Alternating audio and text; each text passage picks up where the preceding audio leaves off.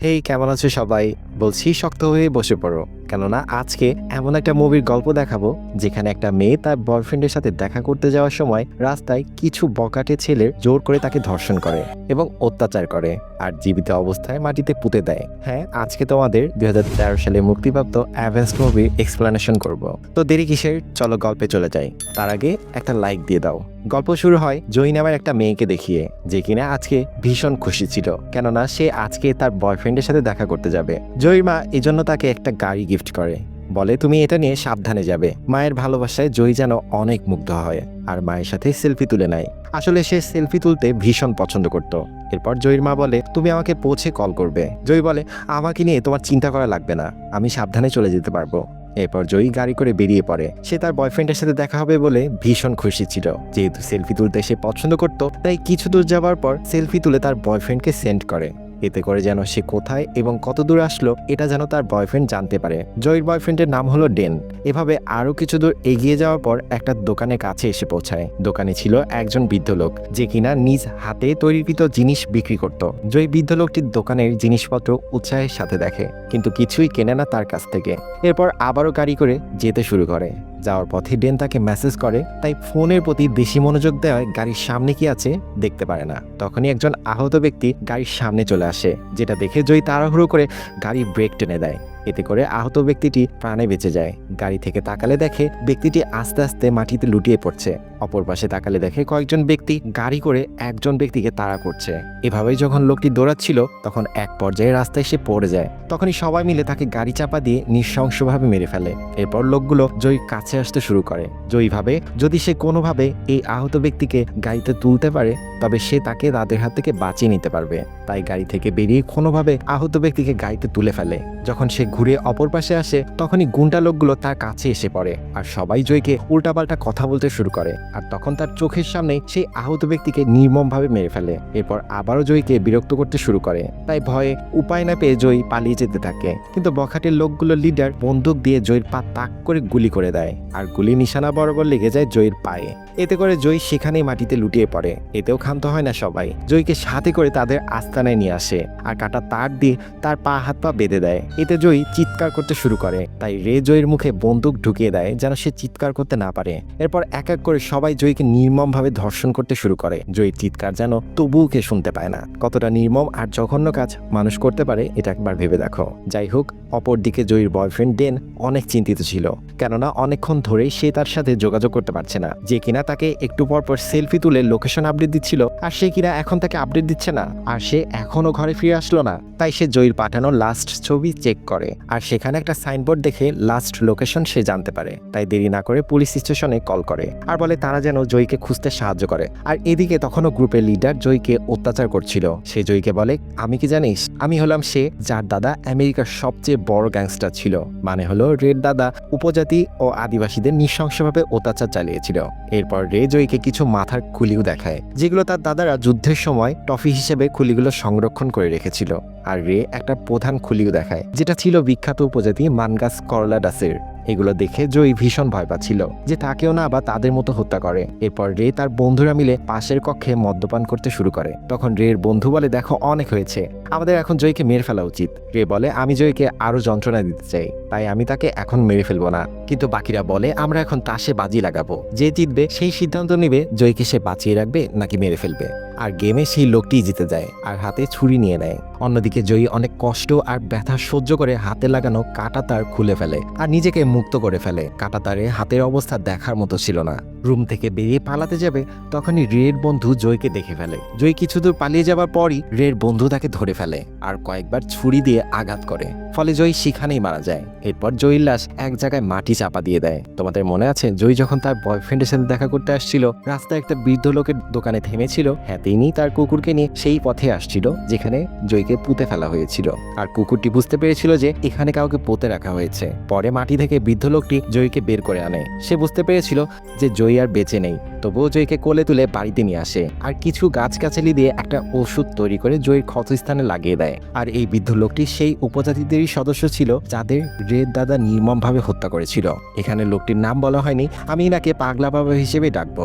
এরপর পাগলা বাবা বিভিন্ন মন্ত্র উচ্চারণ করতে শুরু করে, ফলে জয়ীর দেহ হাওয়ায় ভাসতে শুরু করে।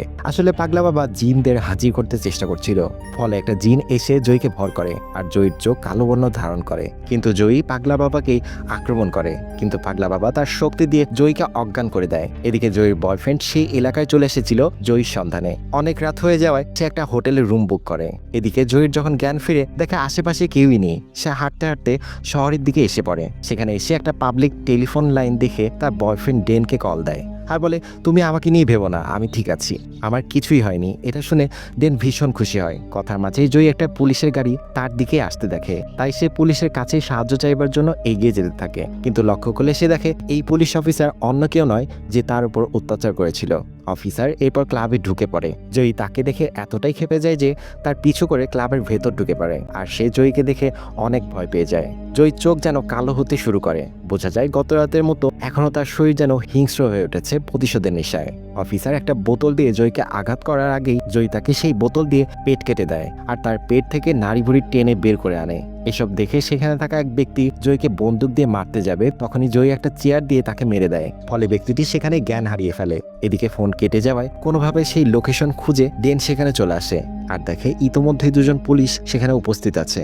পুলিশের কাছে গিয়ে জয়ীর কথা জিজ্ঞেস করে, কিন্তু পুলিশ অফিসার বলে এখানে দুইটা ব্যক্তি মার্ডার হয়েছে, তুমি যাকে খুঁজতে এসেছো সে এখানে নেই। সে অফিসারকে বলে, কিন্তু আমার গার্লফ্রেন্ড 1 ঘন্টা আগে এই বুথ থেকে আমাকে কল করেছিল।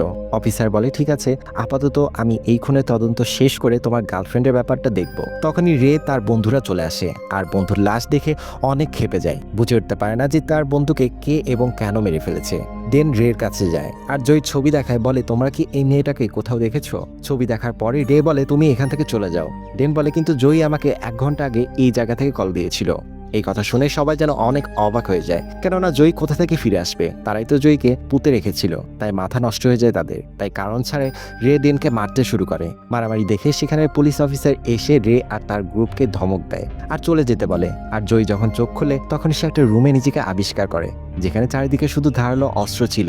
তাই একটা তীর ধনুক নিয়ে সেখান থেকে বেরিয়ে পড়ে। এদিকে রে আর তার বন্ধুরা সেই জায়গায় আসে যেখানে জয়ীকে পুঁতে দিয়েছিল, কিন্তু মাটি খুঁড়েও জয়ীর লাশ সেখানে পায় না। আর রের বন্ধু যে জয়ীকে ছুরি দিয়ে মেরেছিল সে বলে, হয়তো জয়ীর লাশ শিয়াল শকুন খেয়ে ফেলেছে, কেননা এটা হতেই পারে না যে যাকে আমি মেরেছি সে আবার জীবিত হয়ে ফিরে এসেছে। কিন্তু এসব কিছুই রে পুরোপুরি বিশ্বাস করে না। তাই সবাইকে বলে, কিছুদিনের জন্য আমরা আমাদের আস্তানা থেকে দূরে থাকবো, আর পুলিশের যেন কোনোভাবে তাদের সন্দেহ না করে। তাই আস্তানায় ফিরে সবাই নিজেদের সব প্রয়োজনীয় জিনিসপত্র গুছিয়ে নিতে শুরু করে। তখনই রের একটা বন্ধু যখন গাড়ির কাছে আসে তখন দেখে কেউ তীর মেরে গাড়ির টায়ার লিক করে দিয়েছে। তাই ঘাবড়ে গিয়ে রের কাছে ভয়েস মেসেজ দেয় আর বলে, কেন জানি না তার মনে হচ্ছে মেয়েটা তার আশেপাশে আছে। হঠাৎ জয়ী তার কাছে চলে আসে আর তার দিকে তীর মারতে শুরু করে। শরীরে এত পরিমাণ তীর লাগে যেন কোনোভাবে উঠে দাঁড়াতে পারছিল না। জয়ী ততক্ষণ অবধি তীর মারতে থাকে যতক্ষণ না সে মারা যায়। যখন রে তার বন্ধুর ভয়েস মেসেজ শোনে তখন সে বাকিদের নিয়ে সেই লোকেশনে চলে যায় আর দেখে কেউ তাদের বন্ধুকে খুব নৃশংসভাবে মেরে ফেলেছে। আর এদিকে জয়ী লক্ষ্য করলে দেখে তার শরীর ধীরে ধীরে পচে যাচ্ছে আর ভেতর থেকে পোকা তাকে কুড়ে কুড়ে খাচ্ছে। তাই সে পাগলা বাবার কাছে যায় আর হাত দেখিয়ে এর সমাধান চায়। পাগলা বাবা বলে, আমি তোমাকে পুঁতে রাখা অবস্থায় পেয়েছিলাম আর তখন তুমি ছিলে সম্পূর্ণ মৃত, আর আমি কিছু মন্ত্র পড়ে তোমার আত্মাকে তোমার মধ্যে ফিরিয়ে দিতে চেয়েছিলাম, কিন্তু তোমার আত্মার সাথে সাথে মানগাছের আত্মাও তোমার শরীরে জায়গা নিয়ে নেয়, যাকে রেড দাদা হত্যা করে মেরেছিল। মানে মানগাছ তার খুনের বদলা তোমার শরীরের মাধ্যমে নিতে যাচ্ছে, আর তার খুনির শেষ বংশধর যারা বেঁচে আছে তাদের মেরে ফেলেই তবেই শান্ত হবে। যেহেতু তোমার তারই বংশধর মেরে ফেলেছে তাই 2টা প্রতিশোধ সে একবারে নিচ্ছে, আর যেহেতু তোমার শরীরে পচন ধরেছে তাই তোমাকে যা করা দ্রুত করতে হবে। অন্যদিকে জয়কে খুঁজে না পেয়ে তার বয়ফ্রেন্ড ডেনকে কিডন্যাপ করার পরিকল্পনা করে, তাই ডেনের কাছে যায় আর ডেনকে অনেক মারতে থাকে। এভাবে কিছুক্ষণ মারার পর ডেনকে গাড়িতে তুলতে যাবে তখন সেখানে জয়ী চলে আসে আর ডের বন্ধুর ঘাড়ে তীর মেরে দেয়, ফলে সে সেখানেই লুটিয়ে পড়ে। আর মাত্র বেঁচে ছিল 2 জন। জয়ীকে জীবিত দেখে 2 জন যেন আকাশ থেকে পড়ে, তাই দ্রুত গাড়ি নিয়ে পালিয়ে যেতে শুরু করে, কিন্তু জয়ী কোনোভাবে গাড়ির ওপরে উঠে পড়ে। রের বন্ধুর সাথে জয়ীর মারামারি শুরু হয়। রের বন্ধু ছুরি দিয়ে জয়ীকে অনেকবার আঘাত করে, কিন্তু জয়ী কিছুই হয় না, কেননা জয়ী তো আর বেঁচে নেই। এক পর্যায়ে জয়ী তাকে মেরে ফেলতেই যাবে, তখনই রে চালাকি করে গাড়ির ব্রেক টেনে দেয়। ফলে জয়ী নিজেকে কন্ট্রোল করতে না পেরে গাড়ির সামনে এসে পড়ে। তাই সুযোগ বুঝে রে জয়ীর গায়ের ওপর দিয়ে বেশ কয়েকবার গাড়ি পিষে দেয়, কিন্তু এতে জয়ীর কিছুই হয় না। রে এসব দেখে ভীষণ অবাক হয় আর ভাবে সে এখনো কিভাবে বেঁচে আছে। তাই সে গাড়ি করে সেখান থেকে সেই বন্ধুর কাছে ফিরে আসে যাকে জয়ী কিছুক্ষণ আগে তীর মেরেছিল।